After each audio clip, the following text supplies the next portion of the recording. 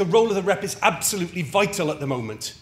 There is several big cons being done on working people, and the workplace representative is the voice of the trades union movement, talking to members, ensuring that our opinion is what comes to dominate in every workplace, and that reps can be part of building the action that we are going to need if we're going to challenge these things. Because I was vice president of SERTUC, my former life, my former political life, before being elected to be Deputy General Secretary of the NUT, was in London. But I've been privileged, since being elected, to go around the country. And just in the last 2 weeks, I've been to Leicester, Nottingham, Coventry, to Sunderland. And in all of those places, there are groups of workers who are having demonstrations outside the town hall. And I think it's really starting to pick up. That there are demonstrations, that there are newborn trades councils, that there are people saying that the meeting that we just had was twice as big as we expected it to be. We thought it was going to be the same old lags there again, and it wasn't. There was a new layer of people. There were some younger people. There were some people affected by a particular cut, and them coming together. And I think that's a really important, a bit of buoying up that we need at the moment, because it does feel so hard, but things are starting to pick up. I think the demonstration by the students and UCU last week, leave aside the stuff about the violence in the Tory party headquarters, leave that aside. The 52,000 people was far more than the government expected. It was more than UCU and NUS expected, and it's the real sign that things are starting to pick up, I think. What I want to do is talk about the three cons that the government is trying to pull over on working class people and what I think we should be saying about them, and then something about the action that I think we're going to need in order that workplace representatives are going to be vital in if we're going to start to unpick it. And what I see the three cons are is this con that it is the public sector that is the cause of the crisis, this con that we're all in it together, and this con that there is no alternative. And those are three big questions that our movement has to be able to answer to the satisfaction of working people around us. And then, like I said, to go on and talk about the action. So this first con, the crisis in our economy is the public sector deficit. We all know it's absolute rubbish, but it's astonishing that they've managed to make this stick for so long, that when there is a banking crisis and we bail the banks out to keep the economy going, and then they are sitting down last week talking about how they are going to distribute £6 billion worth of bonuses, and yet we're still taking it on that it's the public sector deficit that is to blame. That is an astonishing trick they've managed to pull, and I think it worked for some time. The studies that the TUC did showed that many working people did believe that there was a big problem with the public sector deficit. But those numbers on the opinion polls are starting to turn as people see the cut coming towards them, and they see the fact that the bonuses are still being paid. People are getting, I think, the arithmetic right and starting to see that it is not our fault, and that the public sector and the services that working people have shouldn't be what's at the root of this. They say, don't they, that we're all in it together. And Martin talked about Lord Hutton. His view that people have never had it so good, that is such a weird way to look at the world. And it shows you that they're just looking at it from the point of view of a very narrow layer of people. The fact that there are only 4 of them round the cabinet table who are not millionaires gives you the sense of how they make decisions. I think that Ed Miliband should have been on the telly this morning, not only attacking Lord Hutton, Lord Young, which he did, but also the fact that their cuts advisor is a bloke called Sir Philip Green. He's the boss of Arcadia, which is a high street conglomeration. And he's the person they've brought on board to advise them how to make cuts in public services. You need to know the truth about Sir Philip Green, that in 2005, he paid himself a personal dividend of £1.2 billion. Personal dividend, not to his company, to him and his family. £1.2 billion.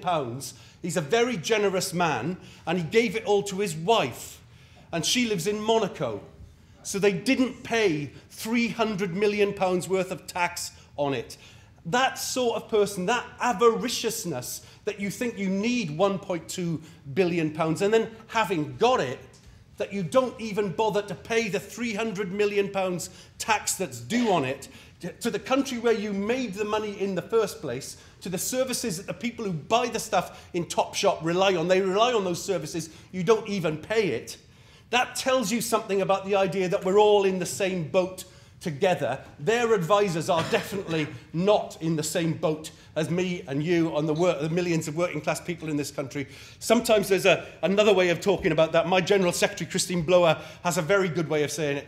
Maybe we are all in the same boat. They were all in the same boat on the Titanic. But what happened to you then depended on what class you were in. If you were in first class on the Titanic, you got on a lifeboat, and if you were in steerage, you drowned. So, they say we're all in the same boat, but they are treating us all very differently on that same boat. And their third con, that there is no alternative, where we have to learn some basic economics. They say the public sector deficit is unsustainable. It's 57% of the gross domestic product. They say that's a big figure.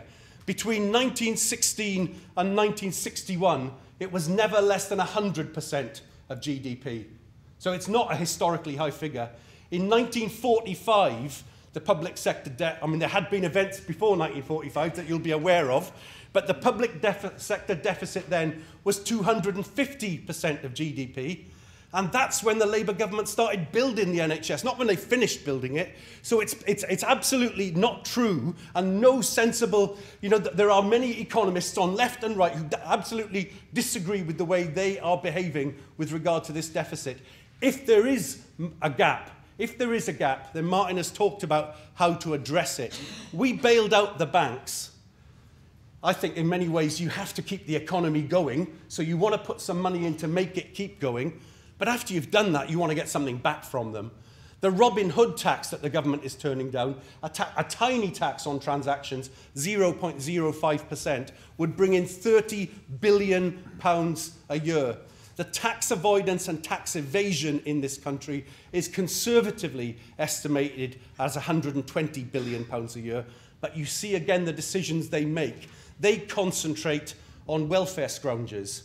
I don't think anybody supports scrounging, but welfare scrounging, the biggest figure they can put on it is something like 1% of the value of tax evasion and tax avoidance, but they are intent on dismissing the people who work in Her Majesty's Revenue and Customs, whose job it is to pursue the tax avoidance and tax evasion measures. So they are making a set of political choices. I know that you know these things already, but it's your job as a workplace rep to engage people in conversation in workplaces so that these arguments are the arguments that come to dominate in every workplace. And I think there should be some discussion today about where that process is up to. What do working people currently think about this?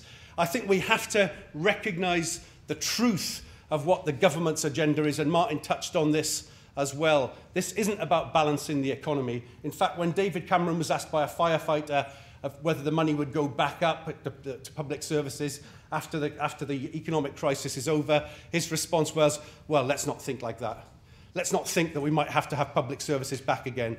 And I think I know Peter's job is to talk about defensive national pay and conditions, and I think if you look across the piece, what they are doing with the cuts agenda, in my sector of education, they are intent through the Academies programme on breaking up national pay and conditions and privatising it. I'm not an expert in health or higher education, but from what I've read from what Unison say about the government's proposals on health, this breaking up the trust is essentially a form of privatisation of the health service. And it seems to me that what they're doing with letting the fees go free in higher education will allow the space for cheap rate American universities to come in and say, we'll offer you a cheaper deal. So I think that they have this agenda is using the cuts to say there's a crisis and to push a frontier of privatisation that Thatcher never reached, of trying to privatise those very last bits of our welfare state. So I think the stakes are very high, and that brings me on to the question of what we do about it. And am I talking? How much longer have I got? About 3 minutes. 3 minutes. What I want to say is that we need the demonstration in March, on March the 26th, to be the biggest demonstration that we've been on in our lives. And I think it's possible to do that because we are picking these things up around the country. Sometimes people say, well, the Stop the War demonstration was big, but it didn't change government policy. Well, this one's going to be different because this time it's linked to the possibility of industrial action. We can have a big demonstration and we can have industrial action. It's much more like the demonstrations around the poll tax and the fact that there were all those poll tax groups around the country. We can mobilize on the scale, I think, of the Stop the War demonstration, but then link it into the notion of industrial action. In my union, we see not the most important issue facing education, but the best tactical question for us is around pensions, because it affects every teacher and every other member of the unfunded pension schemes around the country in England, Wales, Scotland, Ireland, and it affects retired people as well, not just in the public schemes, but in the private schemes. The fact that they are saying this change from RPI to CPI in the uprating of pensions, I think is a complete and utter outrage and disgrace that our members are screaming about. The fact that you've paid into a pension scheme for your entire working life on one basis, one understanding of how they uprate your pension, and then they change it after the fact so that you end up with 15% less in your pension pot is such a disgrace that I think we can use it to mobilise your retired members, because I don't know how many of your schemes won't be affected by RPI CPI, because so many of the private sector schemes will use and the state pension, the state benefits use the same thing. I think we can mobilise on that so that the demonstration in March is huge, but that it's linked to a sense of industrial action against redundancies, against cuts, and against the attacks on our pensions.